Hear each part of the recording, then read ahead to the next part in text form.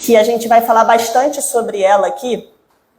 Ela é uma palavra muito usada, muito citada na Bhagavad Gita. Se você colocar, por exemplo, na nosso site oficial, né, das escrituras, dos livros Prabhupada, chamada Veda Base, se você colocar lá a palavra Buddhi Yoga, né, ou Buddhi, vai aparecer assim quantas vezes ela é citada na Bhagavad Gita, no Śrīmad Bhagavatam, nas principais escrituras, né, que a gente estuda, Bhagavad Gita e Śrīmad Bhagavatam.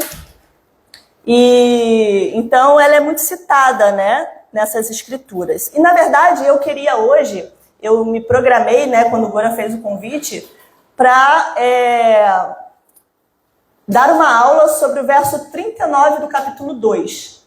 Eu, de alguma forma, cheguei a esse verso, escolhi esse verso, mas quando eu fui ler esse verso e meditar sobre ele, né, então eu fiquei presa ali na palavra Buddhi, né, que Krishna fala mais ou menos assim, depois que ele passa ali no capítulo 2, em que Krishna explica para Arjuna, né, que Sankhya Yoga, que a alma é diferente do corpo, e aí ele vai ali de maneira minuciosa explicar para Arjuna a diferença entre corpo e alma, e faz um estudo analítico, né, que é a Sankhya Yoga, sobre a alma, a constituição da alma. Então aí ele fala nesse verso 39 assim, olha Arjuna, eu agora já te expliquei através de Sankhya Yoga, através do estudo analítico, tudo sobre esse tema, né, da alma e etc. Aí ele fala mais ou menos assim, ouça agora enquanto eu vou te falar de um outro conhecimento, né, do conhecimento sobre agir sem esperar o fruto da ação.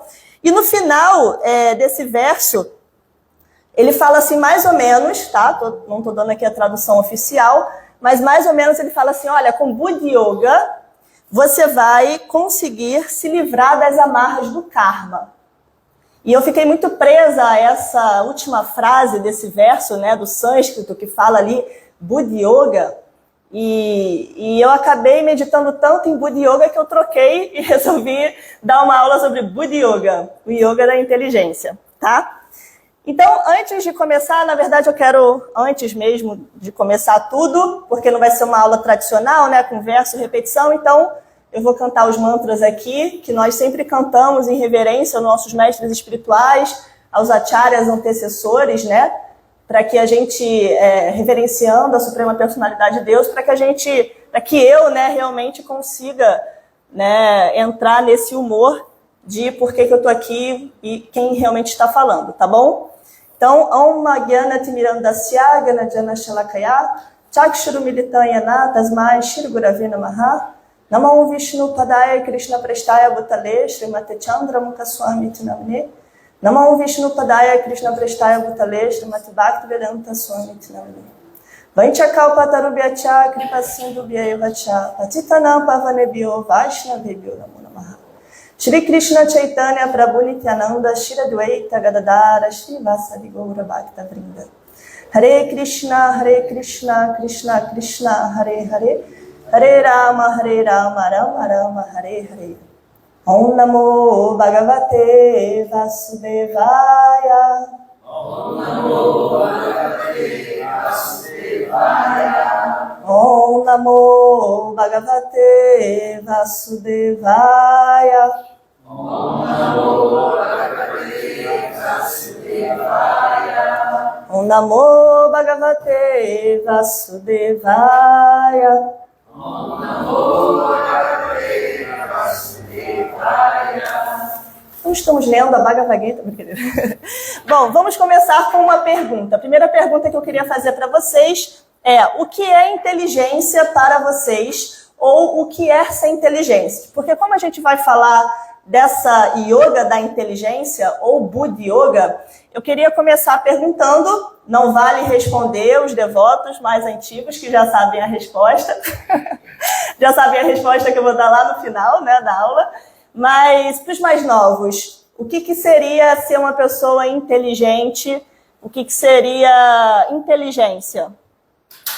Vocês que estão vindo pela primeira vez, o que seria inteligência para vocês? Ou ser inteligente? Quem que ia falar aí enquanto elas pensam? Que levantou a mão? Pina?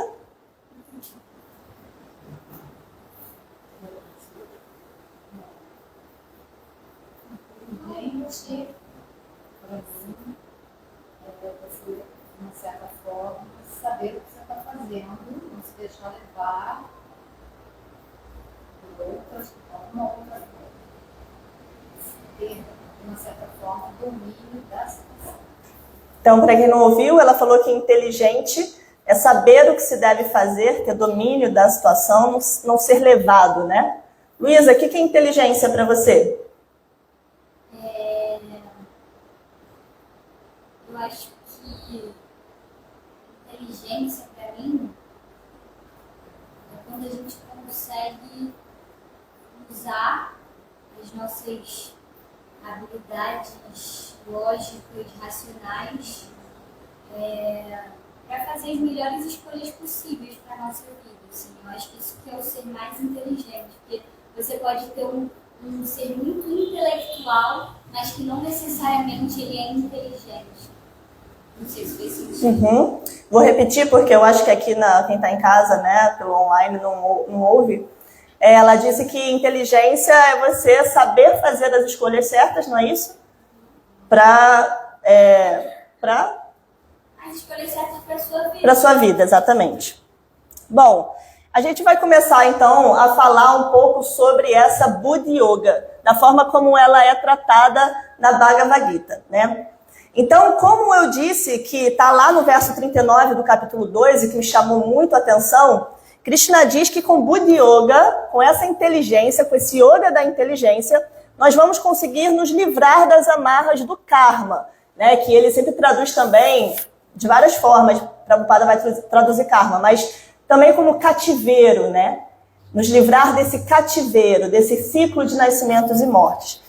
Então, como está dito aí, a gente vai tratar desses 3 temas primeiro, karma, razão e bondade. Então, karma, existe um yoga que conseguirá nos livrar do karma ou do ciclo de nascimentos e mortes. E esse yoga é o yoga da inteligência, ou o chamado Buddha Yoga. Então, nós vamos adentrar na temática desse Buddha Yoga, né? É claro que não vai dar para, em 1 hora, né, falar tudo, mas a gente vai tentar meditar um pouquinho nessa expressão Buddha Yoga, tá? Bom, o que a gente pode falar sobre o karma, né? Acho que todo mundo aqui, como são pessoas não iniciantes, né, totalmente, já conhecem um pouco da filosofia, todo mundo aqui já tem uma ideia sobre o que é o karma, né? O karma, essa lei, vamos falar então rapidamente, sem aprofundar, o karma é essa lei cósmica da ação e reação. Ou seja, mas eu não sei se para vocês, mas para mim o karma é um pouco assustador, o conceito de karma.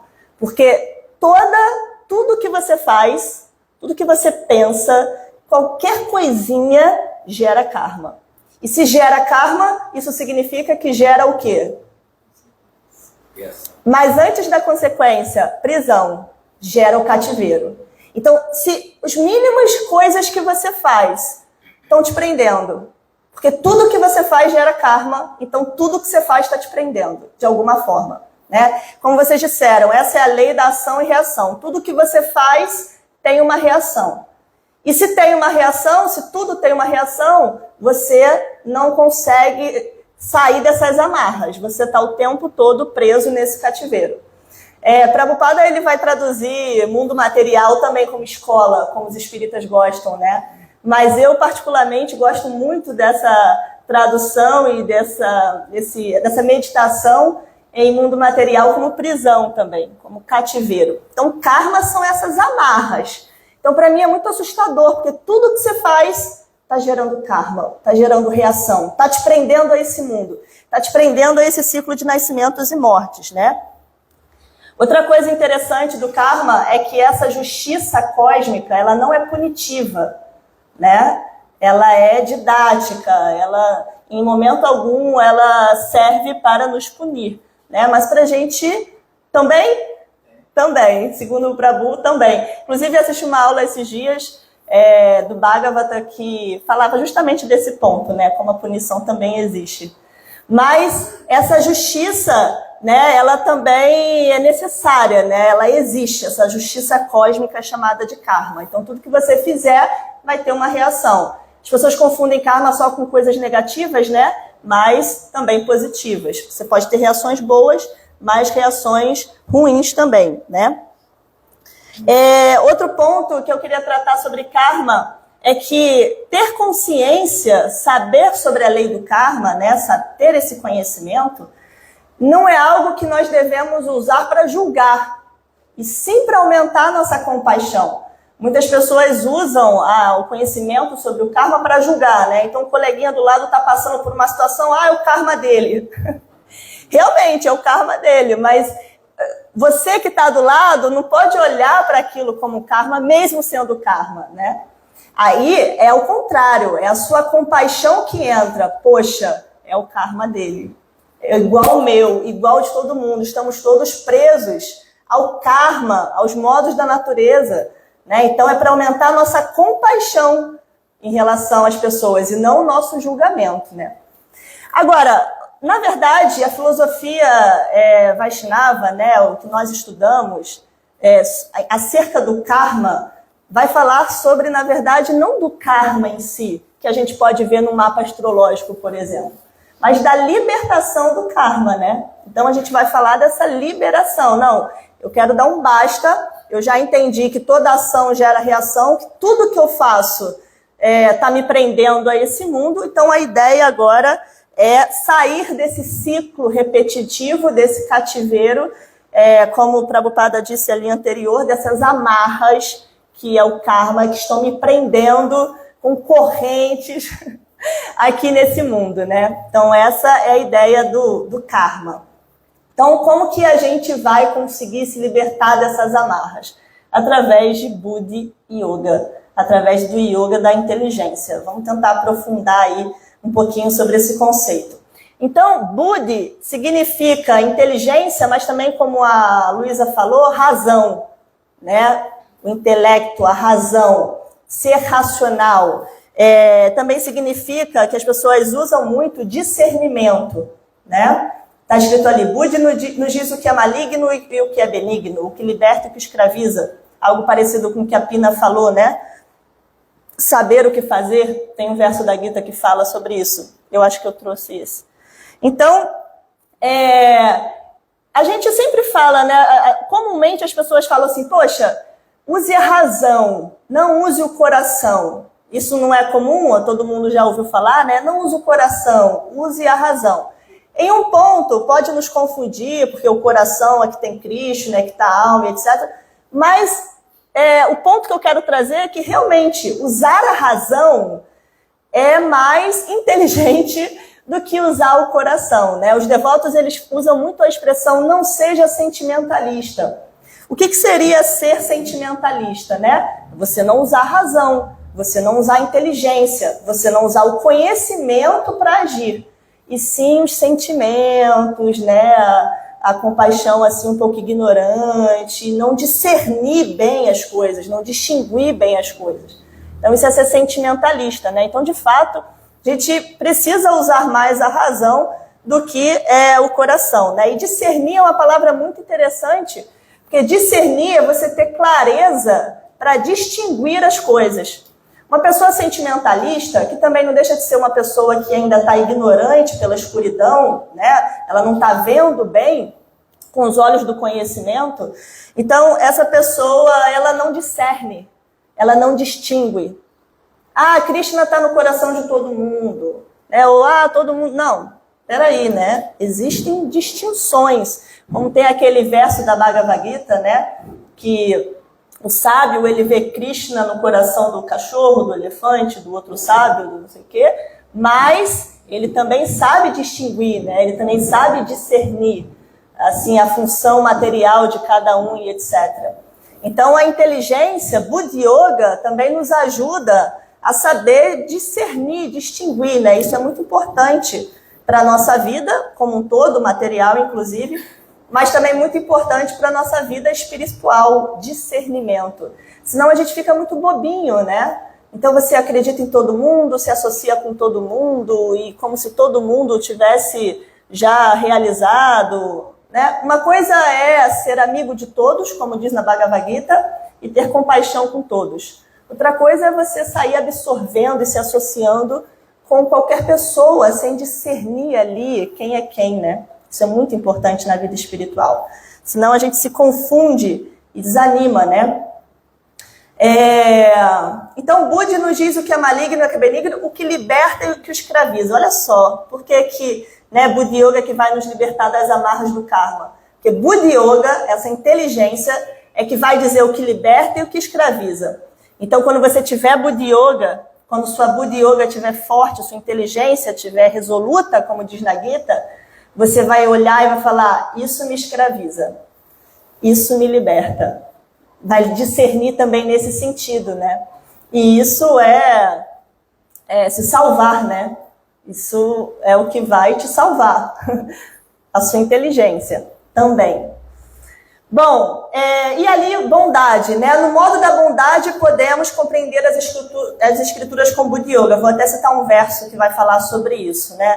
Isso é importante, porque no modo da ignorância, vocês também que não são totalmente iniciantes com o assunto, devem saber que existem os gunas, né? Os 3 modos da natureza: ignorância, paixão e bondade. Tamas, rajas e sattva. Então, no modo da ignorância e no modo da paixão, nós não compreendemos as escrituras. Nós não compreendemos o que está sendo dito, aquilo não encaixa, né? Então, no modo da ignorância, a gente nem compreende a mensagem de Deus, a gente nem tem atração por esse tipo de assunto, né? E no modo da paixão, Iraja Guna, você vai querer compreender aquela aula, aquela escritura com a mente. E a mente, tudo bem que ela pode ser amiga, mas no estágio em que a gente está, ela vai ser inimiga, né? Tentar compreender aquela escritura com a mente é o modo da paixão, assim, né? Você vai ficar julgando isso e aquilo, isso é bom, isso é ruim, isso aceito, isso não aceito, isso eu concordo, isso eu não concordo. Então você só vai compreender mesmo bem o que está sendo dito, o que você está ouvindo, o que você está lendo,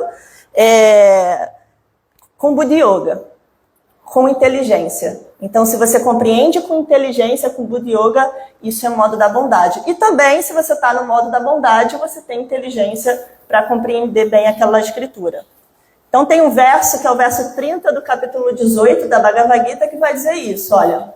Pravritincha nivritincha karya karye baya baye bandam moksham chaya veti buddhisa parta sattviki. Ó filho de Prita, esta compreensão pela qual se sabe o que deve ser feito, Aipina, e o que não deve ser feito, o que se deve temer e o que não se deve temer, o que prende e o que liberta, está no modo da bondade. Esse verso é muito bom, né? Ele é muito importante, assim, muito significativo. Então, Buddhisa Parta Sattva aqui. Então, essa inteligência, essa compreensão de discernimento, né? De discernir o que te prende, o que te liberta, o que você deve temer e o que você não deve temer, isso está no modo da bondade. Então, meu guru diz, né, Chandramukha Swami, ele diz assim, olha, nós temos que, no mínimo, nos elevar ao modo da bondade. No mínimo. Que ainda não chegamos lá, tá? Depois a gente vai entendendo, tô no modo... A gente vai entendendo que o modo da bondade, assim, é um degrauzinho ainda ralé, né? Mas, no mínimo, a gente tem que se elevar ao modo da bondade. E aí a Gita tem um capítulo só falando sobre os modos da natureza, né? Se não me engano, o capítulo 14. E aí a gente entende ali o que é estar no modo da bondade, comer no modo da bondade, se relacionar no modo da bondade, viver no modo da bondade. Então a gente tem que, no mínimo, se elevar ao modo da bondade para começar a compreender alguma coisa, tá? Eu fiz uma pergunta aqui. Por que nos situarmos em Sattva Guna, então, no modo da bondade, e usarmos a inteligência? Né? Seria uma pergunta. Porque ela é quem mais se aproxima da alma. Sim, então é esse tema. Nós temos aqui mente, inteligência e alma. A Bhagavad Gita vai falar de uma hierarquia aí, de alguns elementos, né?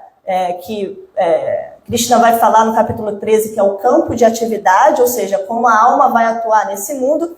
E aí, dentre essa hierarquia, tem esses 3, mente, inteligência e alma. E nessa hierarquia, a gente tem mente, inteligência e alma. Ou também na horizontal, mente, inteligência e alma. Isso significa que a inteligência de toda a hierarquia que a gente vai ver que é muito maior, que começa lá na matéria bruta, que é o corpo material, os sentidos e etc., de toda essa lista, dessa hierarquia, quem está mais próximo da alma é a inteligência, né? Então, isso é muito importante, porque a inteligência é que vai conseguir ali mais se aproximar da alma e nos levar a realmente nos identificarmos com a alma e não com o corpo, né? Ela está mais próxima ali da alma. A mente não, a mente já está mais para cá, ó. Ela está ali, a inteligência está entre a mente e a alma, né? E a mente está mais próxima do corpo, dos sentidos, né? Vamos falar um pouquinho sobre a mente? Todo mundo está falando tanto hoje em dia sobre a mente, né? A mente é instável e dual, ela gosta e desgosta, aceita e rejeita de maneira caprichosa. Esses dias eu assisti uma aula do meu mestre espiritual, Chandra Mukaswami, em que ele falou assim, a mente é uma criança, né? A mente é uma criança mimada. Temos uma psicóloga aqui, eu fico até com medo de falar da mente. Uma ótima psicóloga aqui, a Glaucia. Tem mais psicólogo aqui, só para eu ficar com mais medo? Não? Tá, só a Glaucia. Não, mas aqui, né? Então, a mente é uma criança... Não é, Glaucia? A mente é uma criança mimada. Você sabe que há um tempo atrás eu fiz terapia? Vou contar uma coisa particular aqui. E aí eu fiz terapia e tal, e aí um dos exercícios era escrever o que estava passando, né? E aí eu peguei para ler, depois de uns meses, assim, uns 4, 5 meses eu peguei para ler.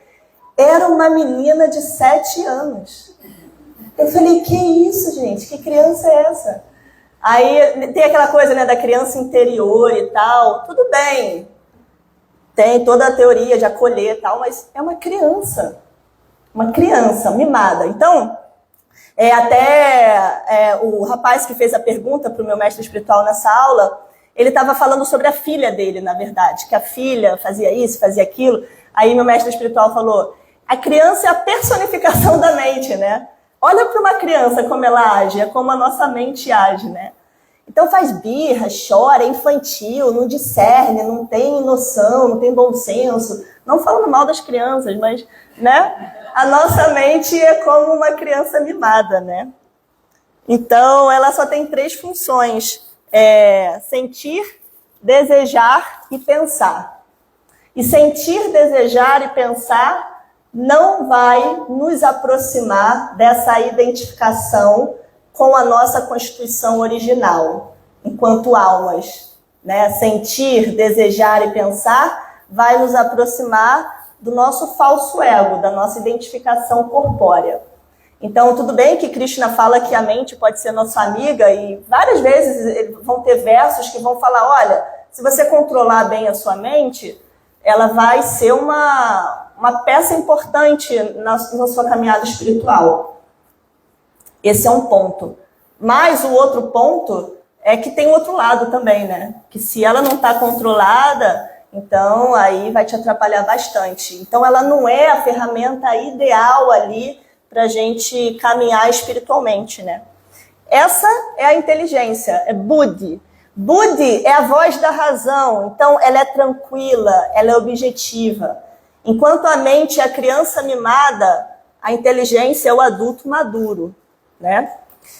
E, bom, então, como eu disse, a alma, né, e ela, aqui eu estou falando da inteligência, situa-se acima da mente, a inteligência está acima da mente, bem próxima da alma, né? Então, é uma peça-chave, Buddha Yoga é bem importante.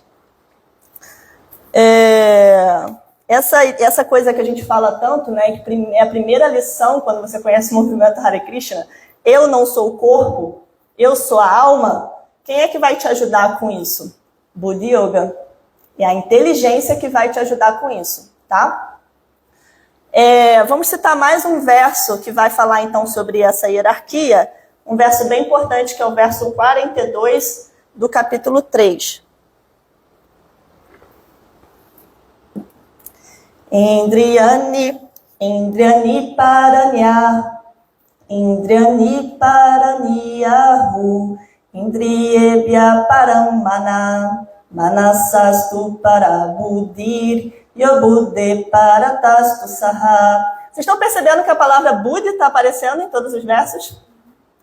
Os sentidos funcionais são superiores à matéria bruta. A mente é superior aos sentidos. Por sua vez, a inteligência é mais elevada do que a mente. E ela, a alma, é superior à inteligência. Então aqui a matéria bruta é o corpo, né? Acima do corpo estão os sentidos funcionais, que lá no capítulo 13 vai descrever bonitinho, né? Não só os sentidos que a gente conhece, audição, visão, tato, paladar, etc.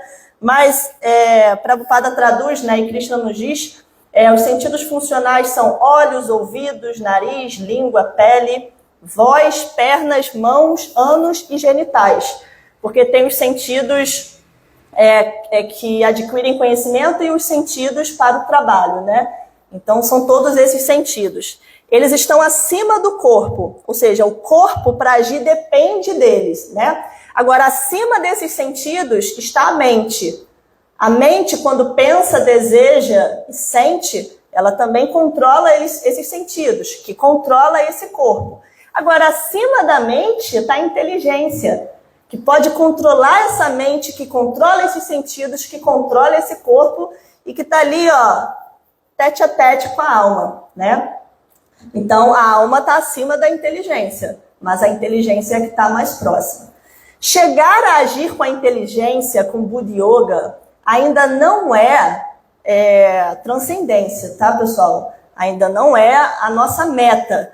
Porém, é igual o modo da bondade, né? É o mínimo, assim, que você tem que chegar, agir com a inteligência e não com a mente, para você começar a compreender, entender as coisas, né? Então vamos fazer... antes da pergunta, como na analogia da carruagem, é Buda que vai conseguir refrear a mente e racionalizar o que está além de si mesma, a alma. E aí que começa a vida espiritual. Meio assustador isso, né? Aí que começa a vida espiritual. Quando Buda está controlando manas. Então, todos conhecem essa analogia? Quem não conhece, levanta a mão, por favor. É muito bonita essa analogia, né? Só o Luiz e o Janquiel não conhecem? Não conhecem? Conhece. Então, nessa analogia, né, nós temos aí os cavalos, que são os sentidos, né? As rédeas é a mente, o cocheiro é a inteligência, a carruagem em si é o corpo. Tem alguma cadeirinha aí? Tem ali para Bu, uma cadeira. Welcome. É tudo que eu sei falar em inglês. I don't speak English. Então, como eu estava dizendo, a carruagem é o corpo e o passageiro é a alma, né? Então, aqui a gente tem essa bela imagem de Arjuna com Krishna. Então, essa analogia é muito interessante, porque você pensa, né? Os sentidos, eles estão assim como cavalos desgovernados, né? Mas eles têm uma rédea, eles têm algo que pode segurá-los. Mas quem segura essa rédea? É a inteligência, né? Então é a inteligência que segura a mente, que vai controlar... Tem mais uma cadeira ali, ó. Tem 2 cadeiras, gente. Que vai controlar esses sentidos, né? E esse corpo... O corpo está só sendo levado, né? O corpo faz nada. O corpo está só sendo levado. Mas, de novo, a mente, a inteligência vai segurar essa mente que vai controlar esses sentidos, né? Esses cavalos. E os sentidos, é interessante pensar, né? Que os sentidos funcionais, sem nenhum controle, são como cavalos loucos, né? Assim, a gente fica pensando, será que meus sentidos estão como cavalos loucos, assim?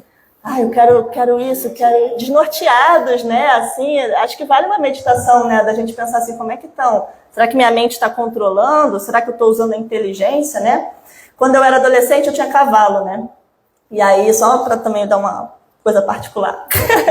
Aí eu estava um dia, porque meu pai trabalhava embarcado e eu que cuidava dos cavalos, eu tinha que repassar o cavalo, né? Repassar o cavalo todo dia ou toda semana você tem que sair com ele, né? Não pode ficar parado só comendo capim, para ele não perder a marcha. E aí, um dia eu fui repassar o cavalo sozinha, era um cavalo bravo, E aí eu fiquei com vontade de dar uma cavalgada, né? Uma delícia, aquela sensação de dar uma cavalgada, assim, uma corrida. E aí era uma rua, assim, perto da minha casa, que tinha uma subida, assim. Eu falei, aqui agora eu cavalgar. E aí comecei, e aí ele começou a correr, nisso que ele estava correndo, o freio soltou. A rédea, ó, ficou na minha mão, a mente. A mente na minha mão, eu falei, e agora? Aí eu comecei a me segurar, assim, engraçado, eu estava na mesma posição, mas só de não ter a rédea, eu me senti totalmente insegura, parecia que eu ia cair. Impressionante assim, né? Porque acabou aquela segurança do controle, né? E eu falei, e ele correndo, e aí ele disparou. Eu falei, e agora, gente? Como é que eu vou parar esse cavalo? Os sentidos descontrolados. Eu comecei... mas não para parar ele, né? Só para você não cair. Eu tava com cela, tudo direitinho, tinha lugar para segurar, mas ele não parava. Eu comecei a gritar, socorro. Aí apareceu um cara assim na rua e viu que eu tava pedindo socorro, que o cavalo tava desgovernado. Aí ele começou a fazer assim para assustar o cavalo. E aí mostrou assim uma grama pro cavalo. Aqui uma grama. Aí o cavalo foi indo, parou para comer, assim, quase que eu fui.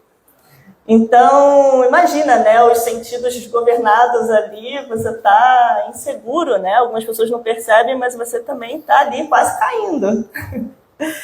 Bom, então é isso. Agora temos mais uma pergunta. O que é preciso para que a inteligência tenha força, então? Porque até agora a gente falou sobre, assim, usar a inteligência para controlar a mente, para controlar os sentidos, para começar a vida espiritual, para compreender bem as coisas. Então, como ter essa inteligência? O que eu preciso fazer? O que é necessário para que essa minha inteligência, então, assuma o lugar, ela atue no lugar da mente, no lugar dos sentidos? Como é que eu fortaleço essa inteligência, essa Buddhi Yoga? Oi? Atenção. Conhecimento, ocupar essa inteligência com conhecimento transcendental. Disciplina. Prabhu, Mahaprabhu. Usar os sentidos. Ocupar os sentidos, como ela falou, ocupar com conhecimento. Com atividades edificantes e devocionais. Muito bom, Alice. Eu acho que um pouco também, quando a gente se rende a questão da espiritual, por misericórdia, a gente vai receber Perfeito. Eu ia falar, antes da Alice falar, eu ia falar tudo isso, mas acima de tudo, a misericórdia de Krishna, como a Alice falou. Então, o nosso processo, ele não é um processo de esforço, apesar dele ser necessário, mas é um processo de entrega, um processo de rendição. Então, você se entrega, você se rende. Ele está atrás de você. Quem? O Mahaprabhu. Ah, o Mahaprabhu. Oh, meu Deus, quem? Estudar disciplina e faz todo esse trabalho. Sozinho, né? Não é? Então, é um processo de entrega, de rendição. E aí, não que você queira obter o resultado, mas é a partir daí que você espera e aí vem a misericórdia, né? Então, é um processo mesmo de dependência, depender de Krishna. Aqui vocês percebam que na analogia que a gente acabou de falar, quem está no lugar da inteligência? Krishna, Deus, né? Não à toa, Krishna na Batalha de Kurukshetra, ele assume o papel de cocheiro de Arjuna. É ele que vai guiar as a nossa inteligência, né? Krishna no lugar da nossa inteligência que vai nos guiar. Sim, né? Krishna é chamado de Rishikesha, né? Rishikesha, então ele é o senhor dos sentidos. É ele também que vai ali controlar e nos ajudar com isso. De novo, uma coisa que eu quero repetir. Precisamos nos esforçar, mas o resultado vem a partir da misericórdia de Krishna, né? Então, dependemos dele. Então, eu trouxe 3 versos do capítulo 2. Aí eu não botei o sânscrito porque ia ficar um pouco cansativo, né? Um pouco demais. Mas é muito interessante o sânscrito também. Mas só para a gente ver essa sequência que vai falar um pouquinho sobre isso, tá? versos 64, 65 e 66 do capítulo 2. Alguém gostaria de ler? Se bem que o microfone, eu queria que alguém lesse, mas o microfone dá para ouvir melhor quem está online. Então eu vou ler. Aquele que, livre de todo apego e aversão, é capaz de controlar seus sentidos através dos princípios regulativos da liberdade, pode obter a misericórdia completa do Senhor. Para alguém assim satisfeito na consciência de Krishna, as 3 classes de misérias da existência material deixam de existir. Nesta consciência jubilosa, a inteligência logo se torna resoluta. Quem não está vinculado ao Supremo em consciência de Krishna não pode ter inteligência transcendental nem mente instável, sem as quais não há possibilidade de paz. E como pode haver alguma felicidade sem paz? Então, eu gosto muito desse verso 64. Eu não sei se eu que chamo, eu falo assim, eu chamo, mas talvez eu tenha lido de Prabhupada ou ouvido de alguma palestra. Mas, enfim, até postei no meu Instagram, efeito dominó ao avesso. Porque antes desses versos, tem uma sequência de versos, que aí sim Prabhupada chama de efeito dominó, que é como você vai se degradando, né? Tudo começa com a contemplação dos objetos dos sentidos, aí vem a ira, aí vem a perda da memória, etc. E você cai, perde a inteligência, e aí você cai no poço de ilusão material. Mas depois desses versos tem o efeito dominó ao avesso. Acho que sou eu mesma que estou brincadeira. Então aí você começa, como é que você se levanta, né? Depois que você já está no poço de ilusão material, como é que você vai agora se levantar? E aí começa essa sequência aí que nós estamos lendo. Então olha que interessante. Lá no final diz, pode obter a misericórdia completa do Senhor. Mas também assim, né? A gente falou, você depende da misericórdia de Krishna para fortalecer essa inteligência. Mas aí podemos perguntar, e como que você consegue essa misericórdia de Krishna? Tudo bem que Krishna, ele é imparcial, ele é misericordioso com todos, mas como é que você vai chamar a atenção dele, né, e conseguir a misericórdia dele para você evoluir, crescer, se elevar e etc. Então também não é algo tão assim de graça, né? Ali diz nesse verso 64 dos princípios regulativos da liberdade. Então, livre de todo apego e aversão, é capaz de controlar seus sentidos através dos princípios regulativos da liberdade. Não tem jeito, precisa controlar alguma coisa, precisa mudar alguma coisa. Quando eu era professora, eu trabalhei muito com jovens, né? E aí, jovens adolescentes, assim, tem muitas gírias, né? Eles. E eu lembro que uma das gírias que eu achava bem interessante era dar uma segurada. Já ouviram isso? Dudu? Dar uma segurada. Que era assim, eu tava dando aula, aí o pessoal tava bagunçando demais, sabe? Não tava deixando eu falar. Aí sempre vinha aquele que era o cara que fazia a comunicação, sabe? Entre o professor e os alunos. Ele era tão bagunceiro, mas ele tinha uma comunicação mais com o professor. Carismático, assim, ele era legal com o professor, mas ele também era legal com a galera, ele era do fundão. E aí, quando eu estava tentando dar aula e o pessoal estava muito agitado, não deixava eu dar aula, aí essa peça, sempre tinha um ou dois na sala, falava, dá uma segurada. Do tipo, galera, menos, né? Vamos deixar a professora falar um pouquinho. Então, tem que dar uma segurada, sabe? Tem uma hora que não dá. Se você entendeu que a vida espiritual é o que há, tem que dar uma segurada. Então, tudo começa pelos princípios regulativos da liberdade. No mínimo, não intoxicação, não sexo ilícito, não matança de animais, não jogatina. No mínimo, né? Então, não tem jeito, tem que dar uma segurada. Depois você passa por essa fase, você começa a ter que dar uma segurada em outras coisas mais sutis, né? Controle da mente, ira, né? Começa a ter que dar uma... Tem hora que você tem que olhar no espelho e falar, ei, dá uma segurada aí, né? Menos. Então, aí sim você pode obter a misericórdia do Senhor, porque Krishna vai começar a falar, opa, tem alguém aí se esforçando.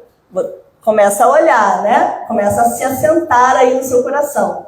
E aí, para alguém assim satisfeito na consciência de Krishna, ou seja, o verso 65 quer dizer o seguinte: a pessoa está recebendo a misericórdia de Krishna, ela começa a sentir. E quando ela começa a sentir essa misericórdia, ela se sente alegre, né? Feliz, satisfeito. E aí as 3 classes de misérias da existência deixam de existir. Quais são as 3 classes de miséria da existência material? Colinha? Adhyatmika Klesha, Adibhautika Klesha e Adidaivika Klesha. Então tem 3 misérias. Adhyatmika é a miséria causada por você mesmo. Então seu corpo adoece, sua mente está sendo sua inimiga, você mesmo está se fazendo mal. Né? O tempo todo a gente faz isso, né? Fica se... Como é que se diz? Sabotando, torturando também, se sabotando. Adhyatmika Klesha. Adhyatmika Klesha. Adibhautika Klesha é quando a miséria é causada por uma outra pessoa, uma outra entidade viva. Então, o borrachudo, por exemplo, aqui do templo. Você está quieto ali, aquele bicho vem sugar seu sangue, né? Doído e fica coçando. E Miguel até resolveu passar mais repelente. Ou então você está quieto, vem a pessoa que vem te perturbar, assim, a pessoa está com o problema dela e ela vem te perturbar, né? Assim você está quieto. É outra miséria, né? E a Adidaivika Klesha é dito que são misérias causadas por entidades superiores, né? Fala-se principalmente dos semideuses, ou, que é mais correto dizer, os deuses com D minúsculo. Então, do nada, você está em paz, sua vida está bem, equilibrada, de repente vem uma chuva e leva tudo, assim, você fica sem casa, sem carro, seu carro foi levado para uma enxurrada, teve agora, né, em Petrópolis, sempre tem. Do nada, né, aqui no Brasil não, mas em outros países, um furacão, um tsunami, um terremoto, um vulcão, olha quanta miséria tem esse mundo, né? Você, o outro, e os deuses ainda, assim, né? Então, quando a pessoa começa a receber misericórdia de Krishna, ela está tão satisfeita, né? Ela começa a ficar tão alegre, que essas classes de misérias, elas deixam de existir. Não deixam de existir, mas elas deixam de te afetar, né? E aí, nesta consciência jubilosa, olha aí a resposta daquela pergunta também, né? A inteligência logo se torna resoluta. Tem um outro verso também que eu gosto muito, Vyavasayatmika Buddhir, verso 41 do capítulo 2, né? Então, a mente ali resoluta. É o olho do pássaro, né? Como tem a analogia do Mahabharata, vocês conhecem? Foco. Conhecem a história do pássaro? Deixa eu ver se dá tempo de contar. Eu amo essa história do Mahabharata. Quando eu vi na novelinha indiana, eu até chorei. Dronacharya, que é o mestre de armas dos Kurus, dos Pandavas, ele está treinando todo mundo. E aí ele faz um exercício que é o seguinte, ele fala para todo mundo, olha, eu botei um pássaro de madeira, tá, gente? Lá no alto da árvore, bem longe. E era um exercício de arco e flecha. Eles tinham um exercício com todas as armas. E esse era de arco e flecha. Aí ele fala assim, só que antes de vocês atirarem, todo mundo pega seu arco e flecha, antes de vocês atirarem, eu vou fazer uma pergunta para cada um primeiro. E aí para cada um ele perguntava, ele ia em cada um e perguntava, o que você está vendo? A árvore, o pássaro, aqui com a minha visão periférica, estou vendo o senhor, meus irmãos. Aí ele falava, não atira.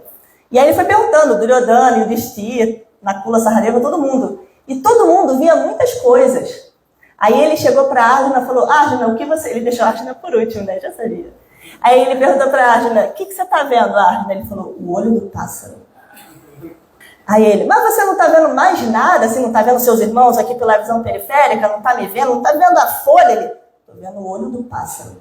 Aí ele falou, pode atirar. E, pô, acerta lá o olho do pássaro. Entendeu? Foco. Vyavasayatmika Buddhir, essa inteligência resoluta, você não está vendo mais nada. Foco. E aí as pessoas até te julgam como assim, né? Como que as pessoas julgam? Insensível, indiferente. Não, a pessoa está focada, é diferente, né? E depois diz, quem não está vinculado ao Supremo não pode ter inteligência. Esse é um ponto crucial. Uma vez, né, Sol, estávamos aqui no jantar comum, depois da aula. Não sei se a Sol vai lembrar, mas estava eu, Luísa, Sol, Goura, todo mundo ali conversando, e a gente falou sobre a inteligência. Lembra que eu falei? Prefiro pensar que eu não tenho inteligência e que eu preciso, então, abaixar minha cabeça e ouvir e pensar, não tenho inteligência para entender tudo isso, né? Então, esse é um ponto importante. Quem não está vinculado ao Supremo não pode ter inteligência transcendental, nem mente instável. Qualquer outro tipo de inteligência que não seja a inteligência Buddha Yoga, vinculada ao Supremo, ela não vai satisfazer, ela não vai chegar lá, né? Ela não vai ser de fato uma inteligência transcendental que vai te gerar mente estável, que vai te gerar paz e que vai te gerar felicidade, certo? Algum comentário até aqui? Eu acho isso muito difícil de você conseguir passar para as pessoas, porque a gente sabe, eu sei que a gente sabe que você falou, é verdade, mas é muito difícil para quem está chegando perceber isso, né? Eu dou aula de yoga e tanta gente que vem, 3 ou 4 que resolve realmente entender isso, e a diferença é assim na vida, né? Mas é difícil para as pessoas entenderem isso. Estou percebendo isso quando eu vivo lá no lugar lá fora, eu vejo que as pessoas, está difícil para as pessoas sacarem isso. A primeira coisa que a pessoa pensa é que você é fanático. E não só para as pessoas lá fora, para as pessoas aqui dentro também. Porque eu percebo assim, né? Eu fico meditando também no meu processo.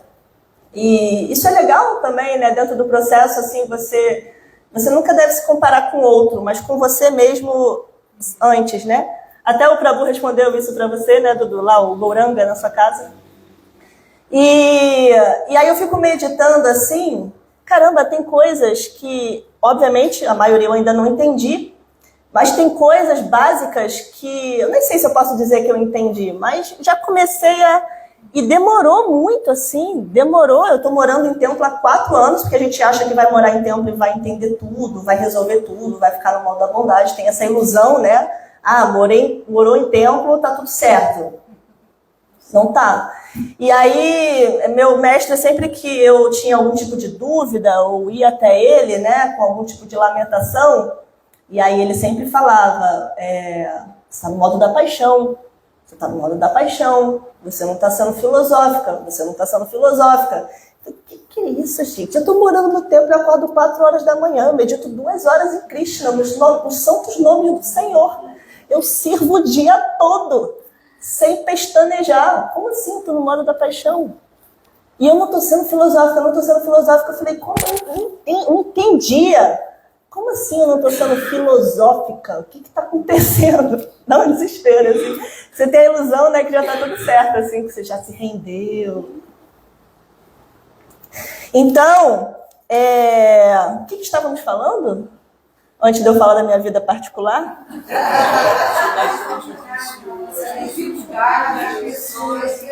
Eu falei, é difícil para a gente dentro também, assim, o processo é lento mesmo, assim, você vai aos poucos, aí Krishna vai te dando umas realizações, você vai orando, vai limpando e vai passando por várias situações que você fala, isso é não ser filosófica.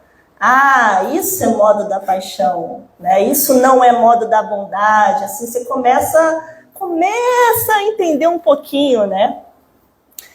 Então, chegamos aqui à resposta, né, da primeira pergunta. A primeira pergunta que eu fiz foi o que é ser inteligente, né? E uma resposta que eu gostaria de trazer é que ser inteligente, Buddha Yoga, é perceber-se, de fato, como um servo de Deus. Como um servo da Suprema Personalidade de Deus, né? É por isso que Prabhupada, ele também vai traduzir, olha que interessante, Buddha Yoga como Bhakti Yoga.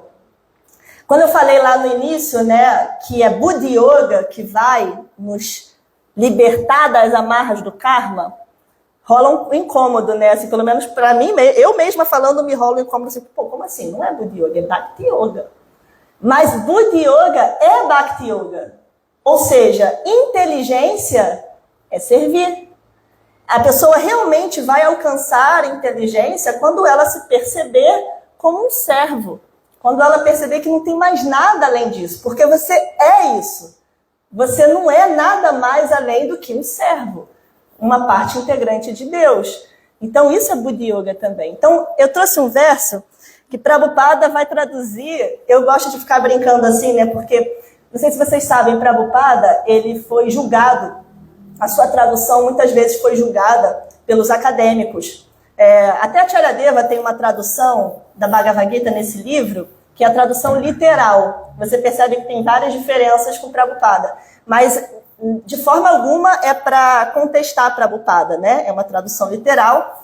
Mas, para a gente entender, né? Quando Prabhupada foi julgado como uma tradução que não era totalmente literal e que só falava de Bhakti Yoga, Krishna, Krishna, Krishna.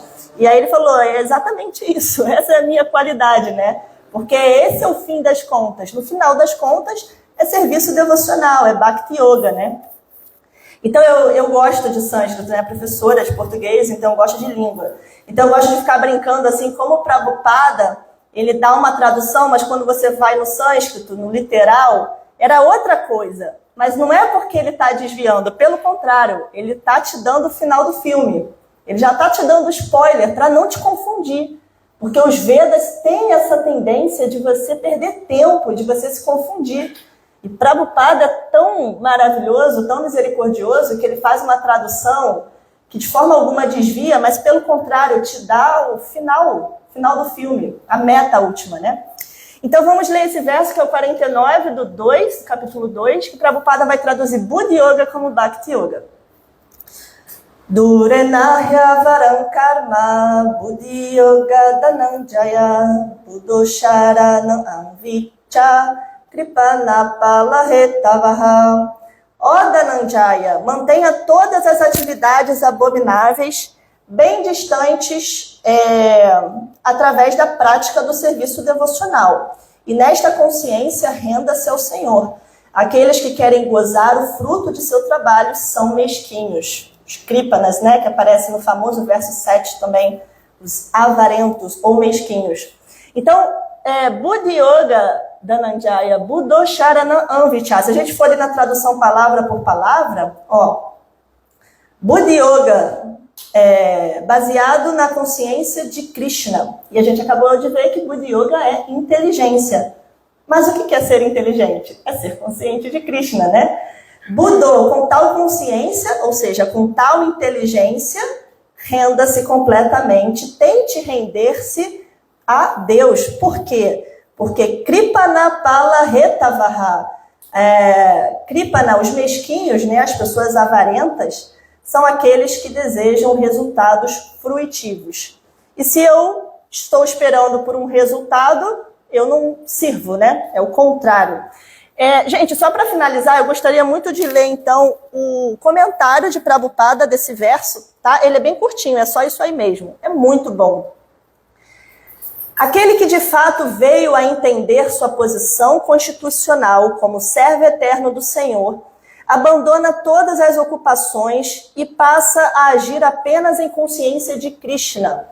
Como já foi explicado, Buddha Yoga significa serviço transcendental amoroso ao Senhor.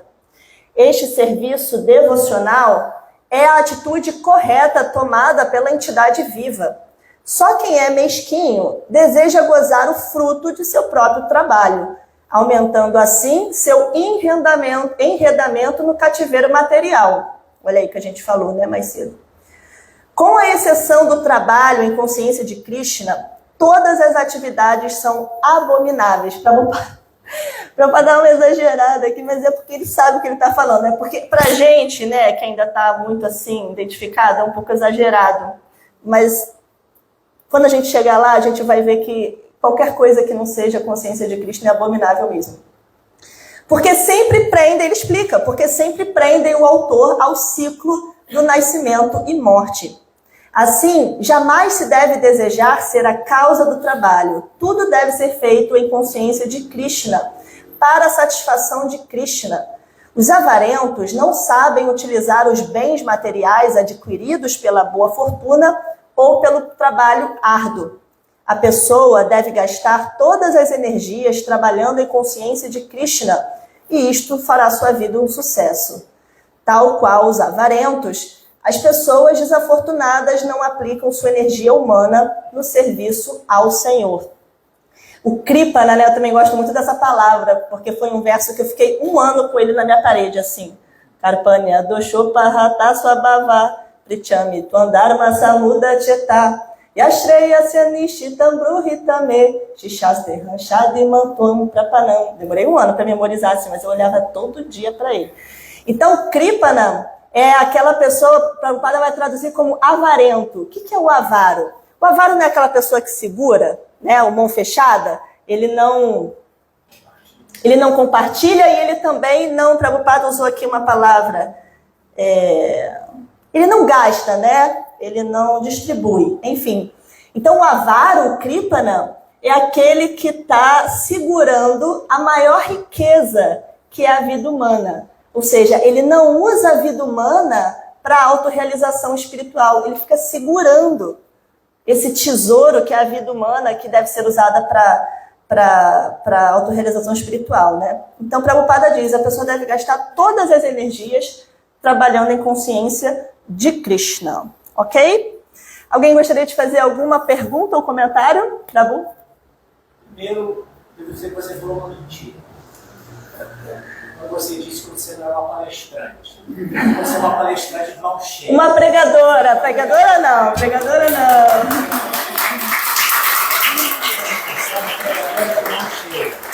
Só então uma correção, que ele também falou uma mentira.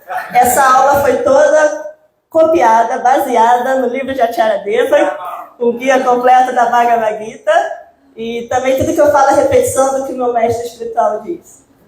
E outra coisa que o senhor queria falar?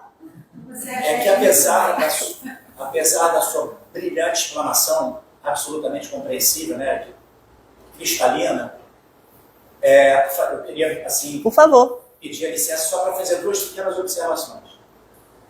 Uma, você mencionou a questão do karma, que tudo prende, mas é interessante enfatizar que até as coisas boas, até as ações que a gente faz, que são benéficas, mas kármicas, na medida em que não estão sendo feitas a serviço de Krishna, né, em serviço devocional. Então, às vezes as pessoas não entendem isso, né, relacionam o karma só com atividades ruins, ações inapropriadas que a gente faz. Mas quando a gente faz só para, eu vou fazer o bem, você está recebendo também uma carga de... Também está aprendendo. Está aprendendo também, exatamente. Ata também esse mundo material, porque você vai ter que gastar o karma positivo depois. E ele acaba. E tinha uma outra coisa, que era, além do karma... Esqueceu. Eu esqueci, tinha uma coisinha também que eu queria fazer uma observação. Vai lembrar daqui a pouco. Alguém tem mais alguma pergunta ou comentário? Esse verso que você falou, que custou a memorizar, né? Estava na minha parede? 2.7. É um dos versos mais importantes. Quando Arjuna se rende a Krishna, se coloca como discípulo dele e fala: eu não consigo sozinho, por favor, me instrua. Diga, Mukunda. Um comentário que me lembrou quando você falou né? A parábola dos talentos de Jesus, que menciona exatamente isso, né? Que o Senhor distribui os talentos, né? Tem aquele que enterra os talentos, né? Ele não quer perder os talentos e quando o Senhor volta, ele vai e acaba punindo esse, né? Que escondeu, que guardou os talentos exatamente. Não usou para Deus. Não usou pra É o Kripana, né? Exatamente. Lembrou? Falei que ia lembrar? Você falou da mente, né, que sente, tem esse desejo, que ela está mais próxima ao corpo. Só para também assim, dar uma contextualizada, porque a mente é como a central dos sentidos. Na medida em que ela está diretamente ligada, e é ela que tem a sensação, e é ela que aloca a sensação de prazer obtida do contato dos sentidos com os objetos dos sentidos, por isso ela é tão forte.